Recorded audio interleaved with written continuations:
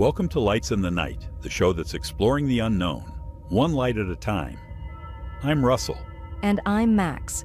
We're talking UFOs, alien life, and the mysteries of the cosmos. Is anyone out there? Tonight, we're looking for answers. Join us, if you dare. The lights are on, and the night is calling. Lights in the Night. It's time to shine a light on the darkness. Hi, welcome to another episode of Lights in the Night. I'm Max Duckworth, and I'm so excited to be here with Russ. And our third co-host, Dana Sardano, was not able to join us this week, but she will be with us next week. So if you watched last week and got to see some of her flair, then you'll get to see more of that in the future, and I'm really excited to have her. If anybody wants to call into the show today to ask a question to either Russ or our guest, you can call in at 888-994-4995 at Studio A. And I'm going to turn it over to Russ to introduce our guest for today. Yeah, we have Jillian Green. She's from the UK. She's psychic, a spiritual advisor. She's been teaching people how to read the future, look into the past, and understand what's happening in terms of the entities that have made us on this planet and are overseeing us, if you will, like in the movie The Truman Show. So here we are. Jillian, really appreciate you being here. She's really good at what she does. And I got this book, Saving Jesus, by Michael Ledwith. I think she's been through that, and she can do some analysis for us, so we don't have to do a reading of 600 or 700 pages. So the question I would have of Jillian is, who was Jesus, and why did he come to the planet, and what were his goals and objectives in coming here to teach us love, or his essence of what he believed? Go right ahead. That's a very, very big question, Russ. And it really is one that's going to almost take the whole hour to answer. So let's go with it. Who was Jesus was the first part of that question. Well, he was a superhuman being who was born of a female human, a human female, and a non-human, or rather evolved human, father who was not on this planet. So, today when we hear and read about these alien abductions, we think, oh, it's very strange, it's very odd, it's very unusual. Yet the entire Christian world has no problem with actually understanding that Christ was born of the Virgin Mary, but his father wasn't of this world. In other words, he was an extraterrestrial. If I am correct in this, and I certainly can stand corrected when I get to the other side myself and find out anything that I don't already have imparted it to me, but as far as I'm aware, Christ was born of a father who was one of the Anunnaki, one of the great Anunnaki lords, who were believed by the people on earth at the time to be gods. Now, if you wish to say Christ the Son of God, then that is true in the sense that he had godlike abilities and qualities because he was born of one of those whom humans believed were gods. But if you read your Bible, you will find that in the Garden of Eden, the gods were talking and discussing among themselves.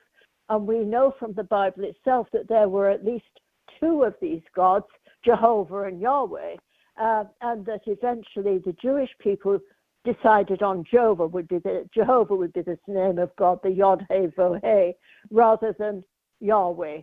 But actually it's the two people.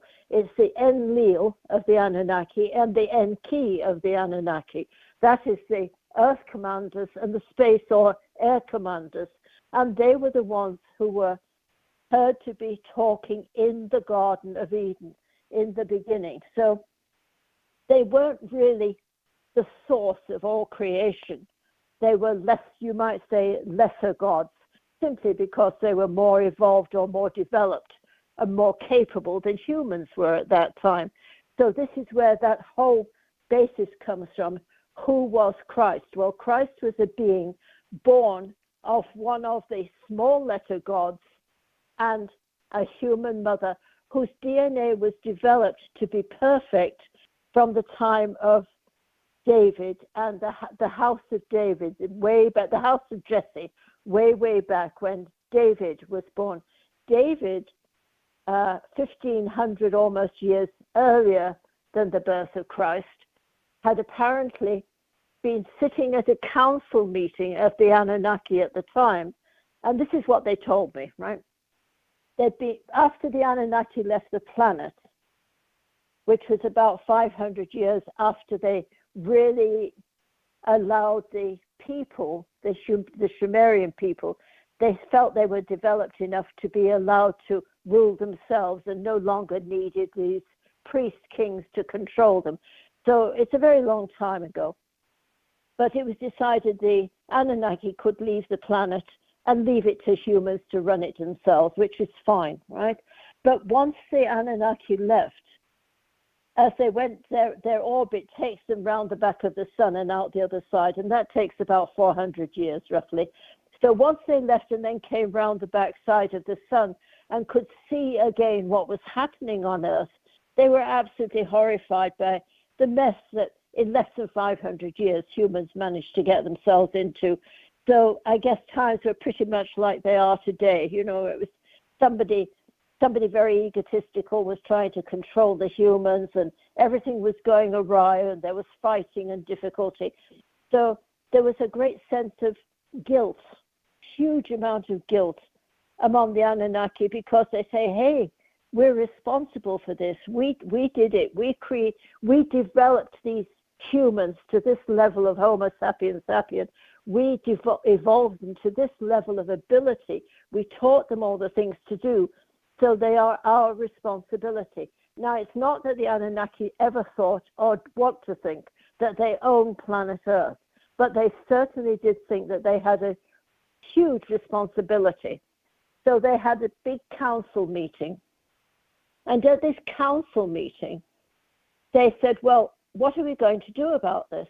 And what they decided was that they needed to send one of their own back to Earth to really get down to it and teach the people how to live with the people and show them the right way of living so that they could eventually evolve into immortality. So after they decided that this was to be done, they said, well, we want a volunteer. We're not going to designate anybody. We want a volunteer. Now, if you can imagine what this is like, imagine the mighty princes of the universe who have huge length of life, endless abilities, all the things that you could ever imagine available to them. And one of these mighty lords and princes was going to come down to Earth, be born to a human, and really take over from there and live with the people, live not necessarily with the poor people, but with the people, right? And so they got busy and they looked for a volunteer. Well, eventually, the junior member of the council, of the Anunnaki Council, which held the seat of 10 at that time, right, he stood up and he said, I will take on this job, but I have conditions. I will only do it if you guarantee me that should these people down there kill me, and they usually kill the messenger, should they kill me, then I will get a second crack at it, and you will guarantee me that I can go back to Earth and I can really take over and really rule things the tough way rather than the kind way. So they all agreed on this, and this junior member of the council, his brother, half-brother actually, stood up and said, well, if you're going to do this, as your brother, I will stand with you, and I will go to Earth myself and develop the bloodline, the mitochondria necessary in the mother to produce this being that's really a super being. So at that time, the great King David came to earth and was was born to the house of Jesse, and from there on, he's, as you all know your Bible stories, he became King David of the Jews. He's extremely well known, and about 1,000 or so years later, the baby Mary was produced. Her mother was Anna, and the chosen father for Jesus, the chosen earthly father, was Joseph. Now, both Anna and Joseph, and of course Mary, were royalty. They were of the line of Judah, the kings of Israel, and Christ was born to be King of Israel. He was not born to be poor or in poverty, but he was born to be... I'm sorry, I got something strange on my phone. Well, listen, what I wanted to do then, we got to get into a break in about 3 minutes here. Look, what was his goal? Listen, as I look at Luke 4:18, it says, when they ask him, what are you doing? Why are you here? He said, the Spirit of the Lord is upon me. He hath anointed me to preach the gospel to the poor. He has sent me to heal the brokenhearted, to recover of sight to the blind, to set at liberty them that are bruised, who have been... Right. That's right. Okay. So and then he says, I am the good shepherd, and the good shepherd gives his life for the sheep. Now, go ahead and just, in the next couple of minutes, tell us about his goals, his objectives, and what he accomplished in spite of... His objective, in spite of how they treated him when he got here, in spite of all that, he did teach the poor. He did teach the way of perfection. He did what is it he says? The way, the truth, and the life. And that's what he teaches. He teaches how to live eternally, not just to live on this earth, but to live eternally. That's what he is teaching during his part. So all the healing he does, all those miracles, yes, that's wonderful. And he certainly did it all. But there were many healers at that time. They were very popular in Israel. They were going about all over the countryside, doing their supposed miracles and things. But Christ actually did it. But that wasn't really his purpose. His purpose was to teach the people how to live with one another. And their only thought was get rid of the Romans.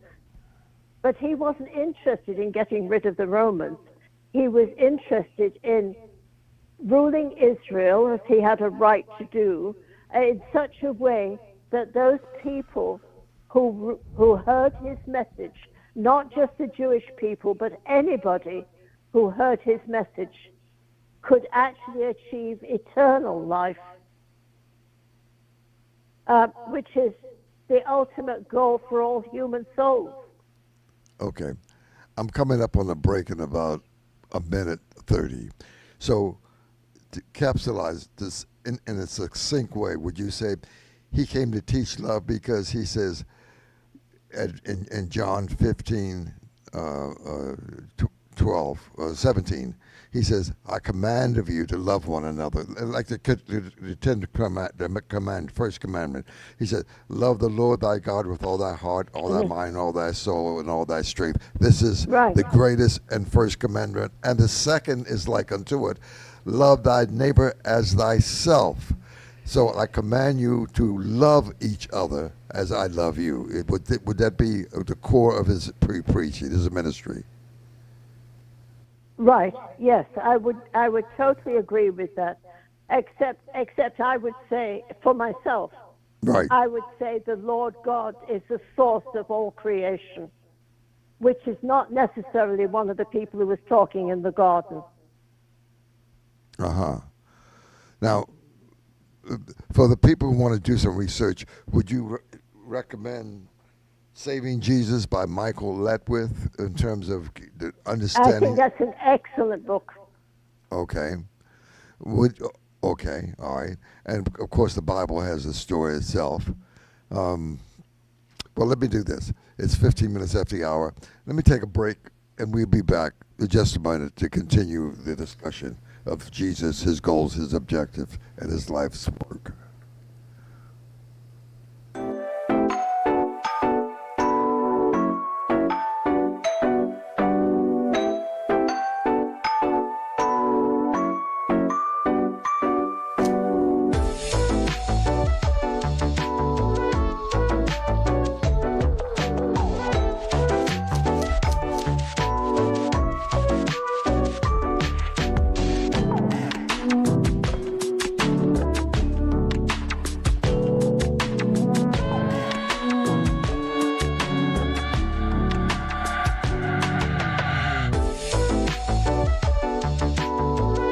Lights in the Night is brought to you by Super Patch, revolutionizing wellness through cutting-edge neurotech patches that help you feel, move, and live better.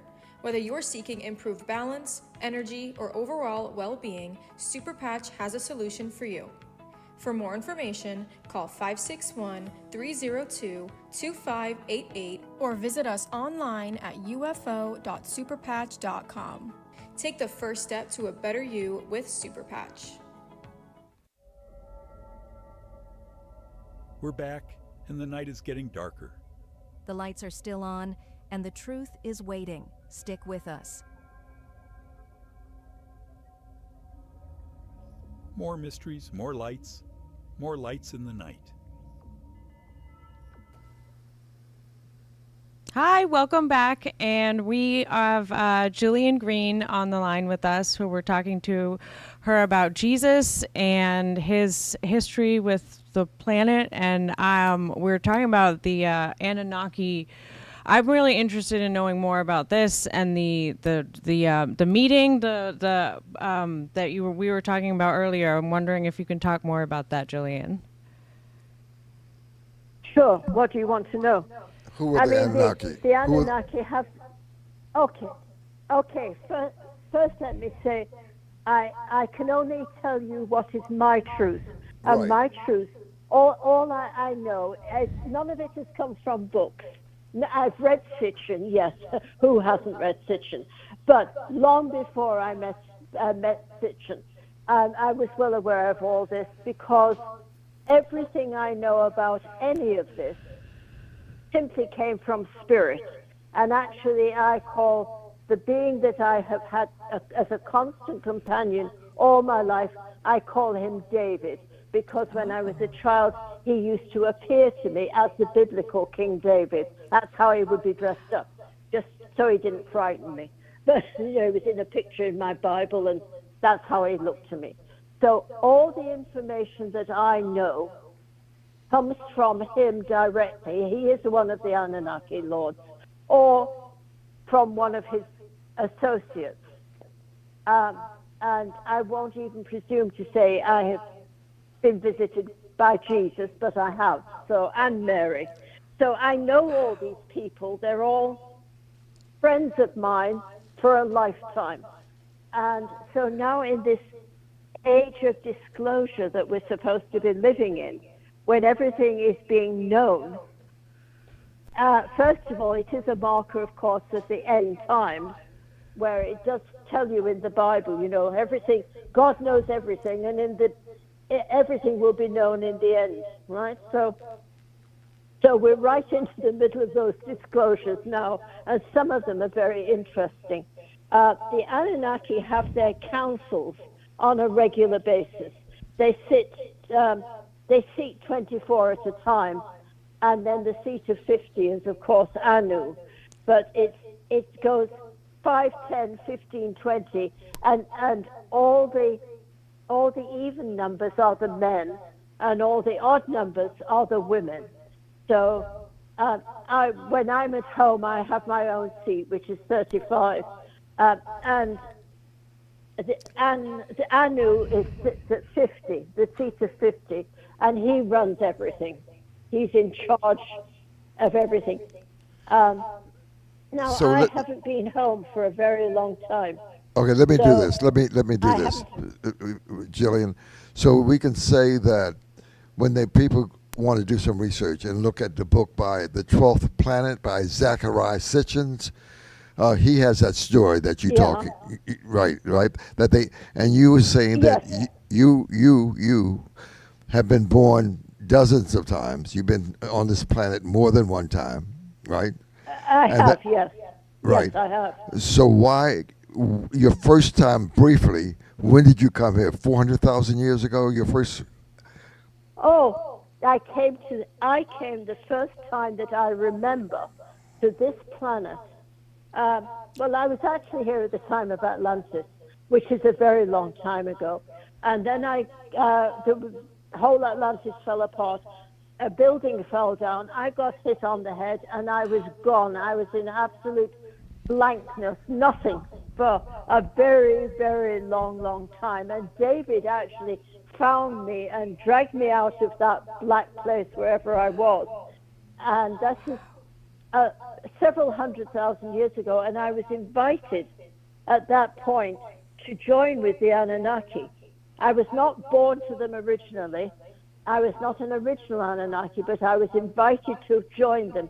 And I was adopted by them, you might say. So in order to become a real Anunnaki, you have to be born to them. So I went through a birthing process and have a mother and a father who are true Anunnaki, as I am now. And the first time that I remember coming to this planet with them was about 400,000 years ago. And we were in East Africa looking for the ground to build the laboratories on. We were going to build the laboratories for genetic engineering in East Africa. And in those days, East Africa was known as Sheba. And Ningashida, the second son of the Enki, his Ningashida actually means Lord Gish of Sheba. Ningashida is his epithet. Let me cut in for a second. It was Billy Carson, who has a show, has millions of people watching this show on a regular basis, and Yeah. the people who subscribe to his show gives him about $500 million a year. Wow. Yeah, on his podcast. So he talks about all of this. Would you have people, and you've written a couple books, did you write about the Anunnaki in any of your books? No, I don't think so. Well, I wrote that small booklet, The Return of the Anunnaki, and the reason I did that just not many years ago. And it's a booklet. I'm just looking at it now to see how many pages it has. It has about, I don't know, About 40 50 pages, yeah. 30 So, pages. so when you Yes, go to it's just your a little the book. website that people can look at that book, it's called nohoax.net. Nohoax.net. That you 3 or 4 of your books. No, that's global. I'm That's sorry? global at nohoax.net. Yeah. Global Yeah. at nohoax.net. That's Yeah. the old website that George had. Right, I know it's still up. I punched it up yesterday, and I was watching it. And Yes, let's it's talk. still there. Grant has it now. Yeah, why? Well, if you were here before, you left for whatever reason, or you were killed, or whatever. But why are you keep returning? You say you've been here a dozen times since Because, yes, I have. Because after that first visit, I then left, and I don't remember what happened to me, except I know something happened to me, and I was gone for a long time. And I was back at home for a long time, and I was again reborn to the Anunnaki, so that when I was the equivalent of about 17 in humans' terms, I was coming back to this planet on a ship with my parents. And we landed in the Middle East. We landed in the Aegean. And I lived there for over 10,000 years, continuously. I lived in the Aegean for over 10,000, in that area. I lived actually in most of my time in Luxor, in the temple at Luxor, right? So that was about 10,500 years ago. At the end of that time, David, my friend David, who in that incarnation was playing the role of, not incarnation, but life, was playing the role of the Egyptian moon god. His brother Ra took over. Remember Ra of Egypt? He took over and he sent David to South Africa, South Africa. South America, sorry, South America. Oh, well, let me do four- this, Jillian. Let me do this. When you talk about Enki, Anu, and all that information is in the book, The 12th Planet by Zachariah Sitchin. Yes or no? Yes.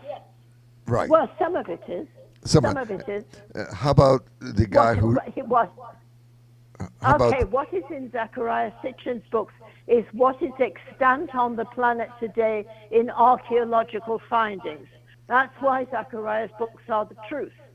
They're true. They're true information. I didn't come across those books until I was in America. So I must have been about 60 years old at the time that I came across those books. But I can tell you they are I asked David, I said, how good are these books? And he said, they are 95% the truth. Okay, In other words, whatever situation is true. How about the book? How about the book Chariots of the Gods? What do you think about that by Van Daniken? That's Daniken, and that's Daniken's opinion or belief of what he has found and seen. Again, his is all archaeology, but it's his opinion of his archaeology. Okay. The great thing about Sitchin is he doesn't give any opinions. Okay. Can we say? He just gives you translation. I'm watching the clock. Can we say that the people who need to know about the Anunnaki can go to the 12th Planet and get or listen to Billy Carson? Have you listened to Billy Carson? Billy Carson is a great researcher, and he has a lot of really great information on his site. Yeah, he says he's traveled the world 68 times, compiling this information to come back and give it to us. Now, what I wanted to do in the next minute or so is talk about the Council of Nicaea. Can you tell what happened in that taking the Bible? Well, by the time they got to the Council of Nicaea, the bishops they had developed a hierarchy of the church that they decided would be the Christian hierarchy, and that hierarchy took all the documents that they could possibly find that had ever been written about Christ and his life and his workings, and they decided which ones they would choose to make what they now say, this is the Bible. The Old Testament essentially is the Jewish Torah. The 5 books of the Torah are in the Old Testament, plus some other stories. The rest is what they decided they would have. Let me do this. I'm looking at the clock. I got 1 minute 50 seconds, and we come in for wrap up. Well, let me say this really quick because it's important. Right. The bishops and the clergy who decided what would go into the Bible and what would be the belief of the church, 95% of them could neither read nor write. So they were obliged to vote on things that they couldn't understand. Right. Okay. That's a lot of information, isn't it? It is. I have so much to process. We had a minute, 20 seconds. How would you wrap it up? How would you wrap all of this up? I think if anybody has any questions, to send it in to us so we can keep the conversation going next week. And I think the essence of the conversation is that Jesus was here, and his ministry was about love and caring. He says, I command of you in John 15:17 that you love one another as I love you. Love is when we talk about Paul in the Corinthians, though I speak with the tongues of men and of angels that have not love, I am about a sounding brass or a tinkling cymbal, right? So when you look at the whole thing about truth, love, caring, sharing, the essence of his ministry was to teach us how to love each other. Would you say that, Jillian? Right. Okay. Absolutely. Love is the essence of all life. Without love, we do not have life. It's the glue that holds the universe together. Okay. Thank you so much for joining us, Jillian, and thank you all for watching another episode of Lights in the Night. And I'm Max Duckworth and Russ Johnson, and we will see you next week. Thank you very much for listening to Lights in the Night. Thank you. Appreciate you.